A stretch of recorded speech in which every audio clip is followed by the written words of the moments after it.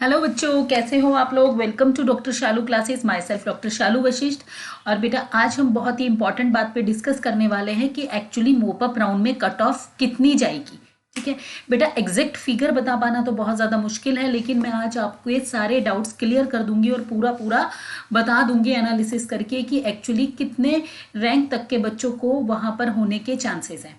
इसके साथ ही बेटा ये थोड़ी सी एक्चुअली बैड न्यूज़ है कि मोप अप राउंड में कट ऑफ हाई जाएगी।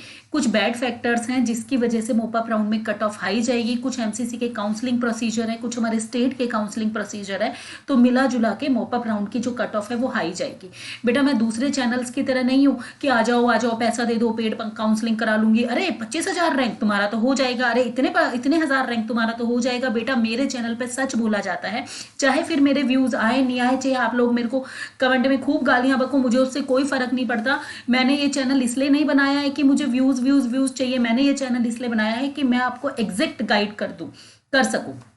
ठीक है, तो इससे पहले जिन बच्चों ने मेरा वीडियो मेरे चैनल को लाइक शेयर और सब्सक्राइब नहीं किया है वो जल्दी से मेरे चैनल को लाइक कर दें और इसको शेयर कर दें और सब्सक्राइब कर दें कि मुझे जो पूरा का पूरा मोटिवेशन है वो मुझे आपके लाइक्स और शेयर से ही मिलता है।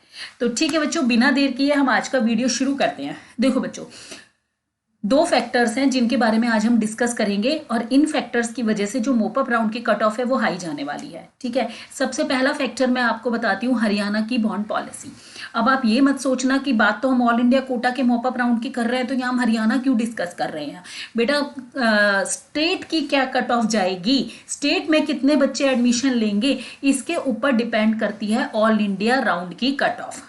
जितने ज्यादा स्टेट के बच्चे ऑल इंडिया के अंदर एडमिशन लेंगे उतनी कट ऑफ ज्यादा जाएगी। ठीक है, मैं आपको एग्जांपल देके बताती हूँ। जिस भी स्टेट में 650 प्लस बच्चे हैं, जिस भी स्टेट के अंदर, ठीक है, अब वो क्या चाहेंगे, अगर उन बच्चों ने अपनी अपनी रिस्पेक्टिव स्टेट में एडमिशन ले लिया तो जो 650 से नीचे हैं या कम रैंक वाले बच्चे हैं उनको चांस मिलेगा ऑल इंडिया के अंदर सिलेक्शन लेने का और रिस्पेक्टिवली हमारी कट ऑफ जाएगी नीचे। बट अगर उन बच्चों ने, जो मेरिटोरियस बच्चे हैं, उन बच्चों ने अपनी स्टेट में ना एडमिशन लेके ऑल इंडिया में एडमिशन ले लिया तो सीट हाई रैंकर वाले बच्चों की वजह से फिल हो जाएगी। तो जो बच्चे पीछे की रैंक में हैं उनको ऑल इंडिया के अंदर एडमिशन नहीं मिलेगा और कट ऑफ हमारी जाएगी हाई। ठीक है, अब क्या क्या फैक्टर्स हैं वो इस चीज को डिटरमाइन करेंगे, हमने क्या सोचा था और एक्चुअली क्या हो गया। सबसे पहले हम हरियाणा की बात करते हैं। बेटा हरियाणा के अंदर हरियाणा सरकार ने जब से ये बॉन्ड पॉलिसी लागू की है 2020-21 के सेशन से उन्होंने ये बॉन्ड पॉलिसी लागू कर दी है, जिसकी वजह से पहले बच्चों को इसके बारे में अवेयरनेस नहीं थी, लेकिन जो हरियाणा का बच्चा है उसको इस बॉन्ड पॉलिसी के बारे में पूरी अवेयरनेस है। अब बॉन्ड पॉलिसी है क्या बेटा, बॉन्ड पॉलिसी है कि आपको हर साल हरियाणा सरकार को 10 लाख का बॉन्ड देना पड़ेगा सेशन शुरू होने से पहले। टोटल 40 लाख हरियाणा सरकार लेगी और 3,71,000 टोटल उसकी फीस है, तो टोटल 43,71,000 आपको देना पड़ेगा हरियाणा सरकार को। और अगर आप सरकारी जॉब करते हैं एमबीबीएस के बाद तो आपके वो पैसे आपको सरकार, जो 40 लाख का बॉन्ड सरकार ने लिया है वो पैसे सरकार गवर्नमेंट बैंक को चुकाएगी। और अगर आप सरकारी नौकरी नहीं करते हैं, जिसके चांसेस बहुत कम है, सिर्फ 10% बच्चों को सरकारी नौकरी मिलेगी, क्योंकि 710 बच्चे जो कि वहां पर गवर्नमेंट की सीट है निकलेंगे एमबीबीएस करके, सारे के सारे बच्चों को सरकारी नौकरी नहीं मिलने वाली है, तो वो जो 40 लाख रुपए है वो आपको अपने पास से चुकाने पड़ेंगे। जनरली जो सैलरी होती है एमबीबीएस जूनियर रेजिडेंट की वो 52 से 60,000 के बीच में होती है। अगर आपने 70,000 पे 80,000 पे भी ज्वाइन कर लिया तो 58,000 रुपए की आपकी ईएमआई बनेगी, तो आपके पास कुछ भी नहीं बचेगा। तो जिन बच्चों ने मेरिट के अंदर बहुत अच्छे मार्क्स लिए हैं वो इस डार्क बॉन्ड पॉलिसी का हिस्सा नहीं बनना चाहेंगे। तो जिसका मैं आपको फैक्ट्स एंड फिगर शेयर करती हूँ कि हरियाणा के 337 बच्चे, जो ऑल इंडिया कोटा का फर्स्ट राउंड था उसमें 337 सीट थी, जिसमें से सिर्फ और सिर्फ 103 बच्चों ने रिपोर्ट किया, बाकी के बाकी जो 234 बच्चे थे उन्होंने फ्री एग्जिट ले लिया। ठीक है, अब वो 234 बच्चे ने क्या किया, राउंड 2 की सीट को ब्लॉक कर लिया। ठीक है, अब राउंड 2 की सीट को उन्होंने ब्लॉक कर लिया।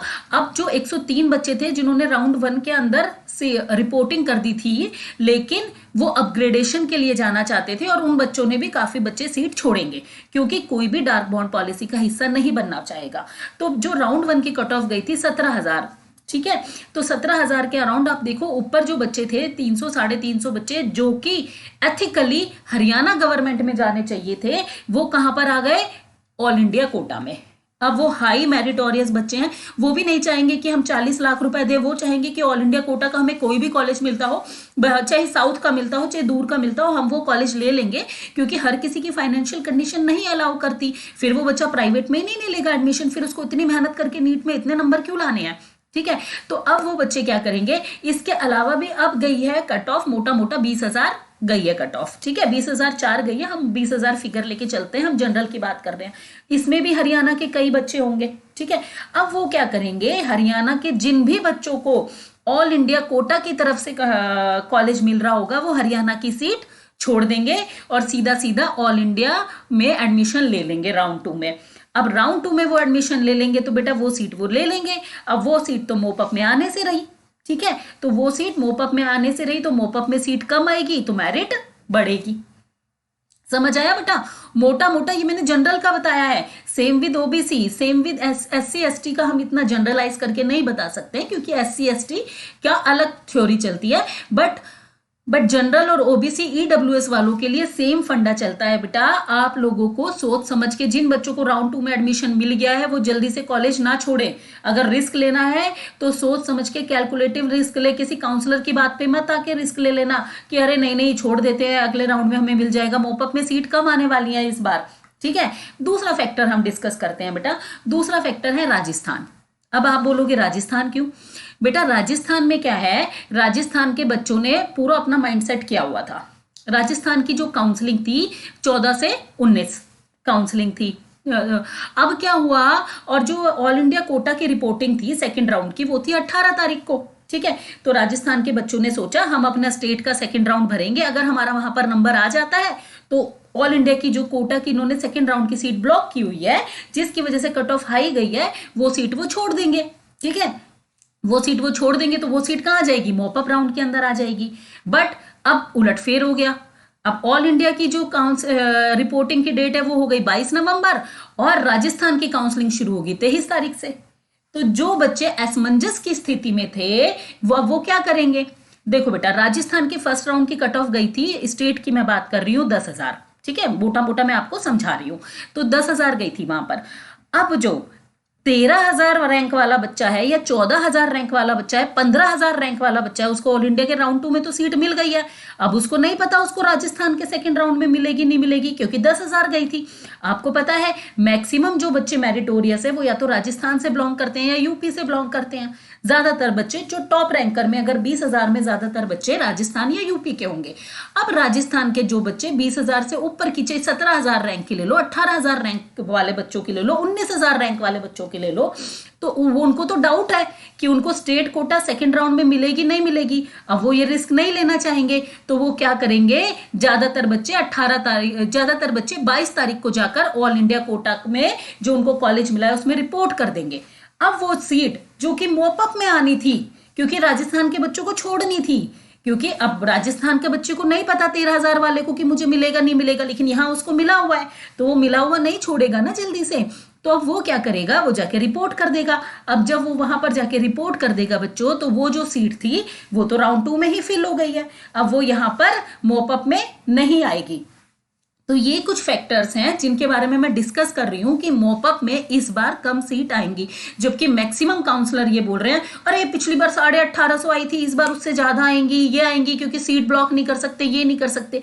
लेकिन अब माइंडसेट तो देखो, हर एक स्टेट ने अपनी अपनी एक पॉलिसी बना ली है, इस पॉलिसी के चलते हुए जो वहां के बच्चे हैं उनको देखते हुए डिसीजन लेंगे, ठीक है। हरियाणा के बच्चों के साथ तो बहुत ही ज्यादा बुरा व्यवहार किया जा रहा है और इस वजह से आप सबके ऊपर असर पड़ रहा है। अब कोई भी स्टेट कभी भी अपनी मनमानी करके कुछ भी नियम लागू कर सकती है, तो बाकी बच्चों के दिमाग में भी ये बात होगी ना, आज तो हरियाणा ने लागू किया है, कल को राजस्थान लागू कर देगी, कल को यूपी, कल को कर्नाटका, कोई भी लागू कर देगा ऐसे नियम, तो हम कहां से लेके आएंगे पैसा। तो सेफ साइड में बच्चा जो मेरिट में आता है वो ऑल इंडिया कोटा की सीट लेना प्रेफर कर रहा है, जिसकी वजह से कट ऑफ बहुत हाई जा रही है, क्योंकि जनरली मेरिटोरियस बच्चे अपने अपने स्टेट में एडमिशन ले लेते थे।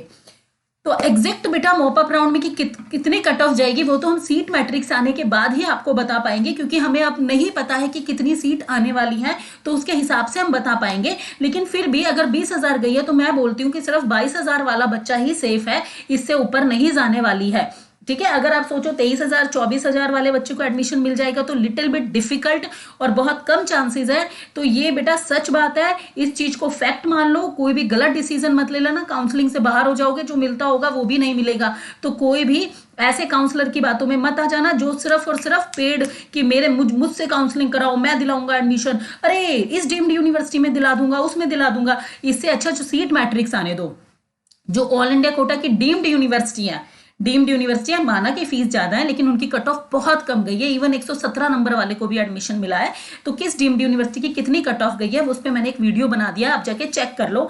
जिन बच्चों के कम मार्क्स हैं और जो ऑल इंडिया कोटा से लेना चाहते हैं और थोड़े से फाइनेंशियली स्ट्रॉन्ग है, तो वो बच्चे उन डीम्ड यूनिवर्सिटी में एडमिशन ले सकते हैं, क्योंकि मैंने कॉलेज वाइज कट ऑफ का एक वीडियो बनाया है, तो आप उसको एक बार टैली कर लो बच्चों, तो जिससे आपको पता चल जाएगा कि उस डीम्ड यूनिवर्सिटी की इतनी कम कट ऑफ गई है तो मैं उसको अप्लाई कर दूं, तो चॉइस फिलिंग में आपको इजी हो जाएगा। ठीक है, तो ये सब, तो इन सारी चीजों का ध्यान रखो। और इसलिए आप लोगों के लिए थोड़ी सी बैड न्यूज है बेटा, बट मॉपअप की बट सच्चाई है, सच है, कड़वा है बट सच है कि मॉपअप की कट ऑफ ज्यादा जाएगी। बिल्कुल आप निराश मत हो, स्टेट के सेकंड राउंड में पार्टिसिपेट करो, अच्छे से पार्टिसिपेट करो, अच्छा कॉलेज आपको मिलेगा, बट कोई रिस्क मत लो। ठीक है, तो इसी के साथ मैं अपना ये वीडियो फिनिश करती हूँ। नेक्स्ट वीडियो में मैं आपको और अच्छी अपडेट और फैक्ट्स बताऊंगी। ठीक है, तब तक के लिए tata, bye bye, take care. I hope आप सब बहुत अच्छे से होंगे और आई होप आपको आपका ड्रीम कॉलेज मिले। बाय बाय बच्चों।